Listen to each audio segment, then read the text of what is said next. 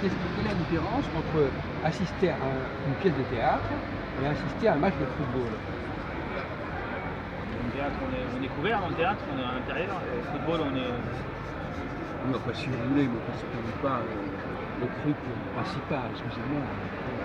En plus qu'il y a du théâtre en plein air, hein, dans les arènes de Nîmes, etc. Le théâtre, c'est pas forcément couvert. Et le football, il y a parfois des stades qui sont couverts. Le football, c'est un jeu, et le théâtre, c'est un art. Oui. Et quelle est la différence, par exemple, pour le spectateur, quelle est la différence entre regarder une pièce et regarder un match? Mais, par exemple, attends, si je peux dire quelque chose. Oui, bien sûr. Il y a plus bon, de réflexion dans la pièce. Donc celui qui regarde, il faut plus réfléchir, il faut plus. Attendez, on va laisser parler votre copine. par exemple, le théâtre, tu y vas, et si tu vas 2-3 fois la même représentation, tu auras le même spectacle, tandis que si tu vas assister à un match de foot, ça sera pas du tout la même chose. Oui, quand même, ça, t'as raison, un match de foot, ça se répète pas, un match de foot. Ouais. Ah oui, il fallait répondre ça, mon vieux. Bon, alors ça, c'était un point principal. Avec les deux mêmes équipes, tu n'auras jamais le même spectacle Non, au foot. Même à une équipe, on ne peut pas lui demander, tiens, on va rejouer le match. Exactement, ce serait de la folie furieuse. Tandis qu'au théâtre, c'est la même distribution, donc tu as toutes les chances d'avoir toujours le même spectacle. Vous n'aviez pas compris ça jusqu'à présent? C'est comme pour les passages splittés, ça vous était pas venu à l'esprit? Bon, alors, attendez, on vous a coupé, vous étiez en train de développer autre chose. Alors, vous dites que le théâtre fait plus réfléchir que le foot. Ah oui. Bon, oui. Mais au niveau du spectateur, le spectateur qui regarde un match de foot, est-ce qu'il va fonctionner mentalement comme le spectateur qui regarde une pièce de théâtre? Au foot, il n'a pas besoin beaucoup de réfléchir. Au théâtre, il faut quand même qu'il. Ça dépend de la pièce, ça dépend si c'est du. Mais bon. Et il faut quand même un peu plus réfléchir. Attends, tu auras peut-être plus de souvenirs après avoir vu une pièce de théâtre qu'après un match de foot. Attendez, on va reprendre le problème autrement, pour changer. Quelle est la différence? Qu'est-ce qui est plus difficile? De lire un roman ou de regarder un film? Lire un roman. Ouais, les romans. Non, mais vous n'êtes pas obligé de répéter ce que dit Aude. Non, mais c'est vrai. Non, mais justement, c'est faux. Donc, lire un roman, ça pose plus de problèmes que de regarder un film. Ça demande plus d'investissement, plus de concentration. Oui. Attendez, vous pouvez participer à notre discussion ou pas? C'est des trucs basiques. C'est une obligation? Oui, une obligation. Je voudrais que vous aidiez nos amis là. Est-ce que, on va prendre le dernier point. Salut, Est-ce messieurs, que, bonjour. Avec tout le respect que je dois. est-ce que c'est plus difficile de lire un roman ou de regarder un film? On veut avoir votre avis comme ça, comme témoin. Attendez, il me semble que vous aviez déjà posé ça. Eh bien justement, tant mieux pour vous alors. Plus difficile de regarder un film? Oui. Ah. Oui, parce qu'il faut Il être. a bien retenu ces leçons là. Oui, parce qu'il faut être attentif. Et voilà. Alors qu'un roman, on peut le relire. Mais un film, tu peux le revoir en replay. Ah, c'est bon. Tu peux le revisionner en replay maintenant avec Internet. Sur le moment, en effet, c'est-à-dire pour le football c'est pareil, il faut être très concentré. Si vous suivez un match de foot, si vous manquez le moment où il tire au but, c'est embêtant quand même. Hein, bon.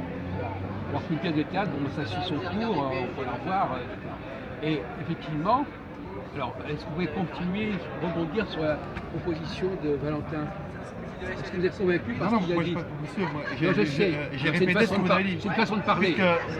Non, la proposition véhiculée par Valentin. C'est pas la première fois que Voilà. vous posez ces Mais questions. c'est bien. D'ailleurs, je conseille Voilà, à nos vous avez amis retenu, de regarder nos vidéos, comme ça, quand on reprend. Parce que moi, mes vidéos, elles précèdent mes cafés philo. Parce que là, tous les sujets que j'aborde dans le café philo, j'ai déjà abordé par vidéo directement. Donc, si vous voulez montrer que vous êtes très très fort, vous regardez les vidéos.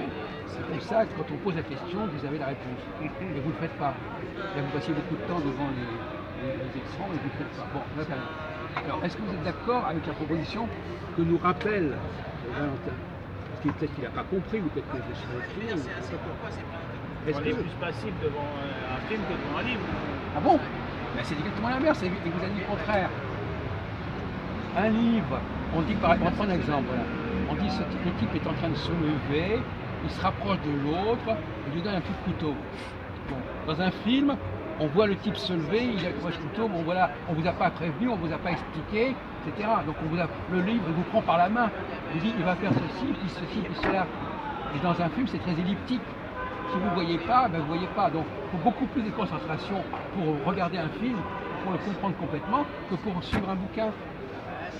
Voyez-vous, il faut revoir les choses. Et puis pour le match de foot, c'est pareil, il faut être très attentif. Un autre domaine où il faut être très attentif, par exemple dans l'écrit et l'oral, est-ce qu'il faut dépenser plus d'énergie pour écouter quelqu'un ou pour lire un texte? Ouais, il faut écouter quelqu'un. Pourquoi? Il faut être plus attentif. Ouais. Oui. Pourquoi? Pour lire un texte, on peut revenir en arrière. Oui, donc il faut être plus attentif. Et par exemple, est-ce que c'est plus fatigant de lire quand quelqu'un vous a écrit une lettre? Est-ce que c'est plus facile de lire une lettre qui est écrite manuscrite ou une lettre qui est écrite à la machine? Le manuscrit, c'est plus dur parce qu'on a du mal à lire. Oui, voilà. Donc tout ça, ça explique qu'il y a une... Voilà, par exemple, si je vous envoie une lettre écrite, ça va vous fatiguer. Ouais. Pourquoi ça va vous fatiguer? Faire l'effort de lire. Parce que c'est pas l'effort de lire, c'est l'effort de déchiffrer mon écriture. Voilà. Alors que là, c'est standardisé. Alors si vous donnez comme ça, par exemple là, vous donnez un truc qui est écrit à la main, ben, c'est beaucoup plus difficile à lire qu'un truc qui est tapé à la machine. C'est sûr. Donc, voilà. Donc, il y a tout un ensemble de situations où le cerveau ne fonctionne pas de la même manière selon que il y a un... Alors par exemple, pour revenir à l'oral et l'écrit, pourquoi l'écrit est plus facile que l'oral? Si je vous donne un texte, si je vous donne un texte écrit à la main ou même imprimé, pourquoi c'est plus facile pour vous que d'écouter mon exposé, par exemple, que je ferai oralement? Je peux prendre mon temps pour le lire. Je suis pas obligé de me concentrer. Non, mais quelle est la difficulté quand j'écoute? Quelle est la difficulté qui existe à l'oral et qui n'existe plus à l'écrit? Quel est le travail qui a été mâché à l'oral, à l'écrit, et qui n'a pas encore été mâché à l'oral? Vous pouvez répondre, Malentin? Quel est le travail qui... Pourquoi à l'écrit, le travail est plus mâché qu'à l'oral? Pour quelqu'un qui veut lire, qui veut prendre connaissance d'un document, par exemple là, nous avons par exemple là une vidéo. Est-ce que c'est plus facile de suivre la vidéo ou de suivre le texte qui donnerait le contenu de la vidéo? La vidéo ou le texte la vidéo, c'est Oui. Qui aurait repiqué, repris tout ce qu'il y avait marqué dans par exemple les gens ils vont plutôt préférer un article écrit ou écouter une vidéo. écouter une vidéo. Et vous préférez ça? C'est amusant parce que tout à l'heure vous aviez compris certaines choses, vous nous avez répété des trucs et maintenant vous dites le contraire. Bravo. Alors, pourquoi est-ce que c'est plus pénible d'écouter une vidéo que de lire un texte qui correspondrait au même contenu que la vidéo? Parce qu'il faut être attentif. Oui. Qu'est-ce que le texte écrit vous évite de faire alors que dans la vidéo il faut faire le travail? Quel travail que le texte écrit vous épargne? C'est être attentif. Mais quel est le travail? Tout à l'heure, quel est le travail qui vous est évité? Il faut se souvenir de ce qui a été dit déjà. Non. Bon, on va prendre un autre exemple, la dictée. Vous avez eu des dictées dans votre enfance ou bien c'était plus la mode? Ouais, si. Bon, quelle est la difficulté de la dictée? Vous avez eu des dictées, vous? Oui. Bon. Il faut bien comprendre ce qui a été dit.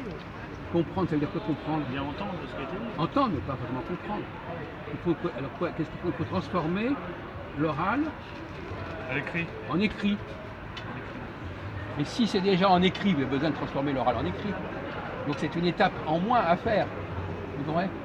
Pas compliqué. Hein? C'est déjà un travail en moins. Donc le travail qui consiste à dire il est en train de dire ça, mais il faut que je fasse attention à ce qu'il dit, etc. Du moment que c'est déjà écrit, vous n'avez plus besoin de faire ce travail. Vous vous fatiguez moins. Oui. Bon. Alors, bon. Voilà, c'est pas très compliqué, mais c'est intéressant quand même de vous le faire comprendre.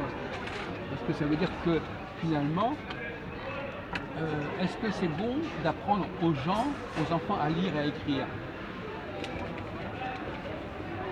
Ça peut leur servir On va faire la synthèse de tout ce qu'on a dit ce soir, ça renvoie à cette question-là. Alors, je ne peux pas récapituler. ça permet de communiquer sans être face à face. Attendez, excusez-moi, reprenez la phrase, je n'ai pas entendu. Qu'est-ce qui permet quoi? Bah, l'écrit, ça permet de communiquer sans être face à face. D'envoyer quelque chose. Excusez-moi, monsieur, là, bonsoir. Je suis actuellement à la rue, vous aurez pas une petite pièce de monnaie pour m'aider? S'il vous plaît. Merci. Quelle est la question? Il m'a perturbé là. C'est quoi la question? Si c'est lire et écrire, il pourra communiquer. Non. Est-ce que c'est bon d'apprendre aux enfants à lire et à écrire? Voilà ma question. Oui. À qui faut-il apprendre? Alors, est-ce qu'il faut apprendre à écrire alors, est-ce que c'est à l'élite qu'il faut apprendre les enfants les plus doués? Est-ce que c'est à eux qu'il faut apprendre à lire et à écrire ou les enfants les moins doués? À tout le monde. Non, mais on va essayer d'éviter tout le monde. Parce que justement, moi je suis contre l'éducation voilà pour tout le monde. Ça part, mais... Ok. Attendez, on va quand même continuer ça. Bon, alors, à votre avis? Peut-être l'élite, il faut mieux pas qu'ils apprennent à écrire. Ben non. Puisqu'on a dit tout à l'heure que c'est la machine, l'écrire c'est la machine. Donc effectivement, l'élite, elle a pas besoin d'apprendre à se servir des machines. Donc il faut laisser ça aux gens. Vous avez jeté le paquet? Non? Vous avez jeté le... Non, je sais pas ce que vous avez fait. L'élite, si vous faites partie de l'élite, vous ne devez pas enseigner à vos enfants à lire et à écrire pour laisser ça aux gens du bas peuple. Vous comprenez? Parce qu'eux, ils vont être formatés pour pouvoir justement faire marcher les machines, etc. Si je le donne à quelqu'un, par exemple, si je vous donne quelque chose à lire, vous êtes déjà en train de vous comporter comme une machine. Vous êtes une sorte de tourne-disque. Bon, on va s'arrêter là parce que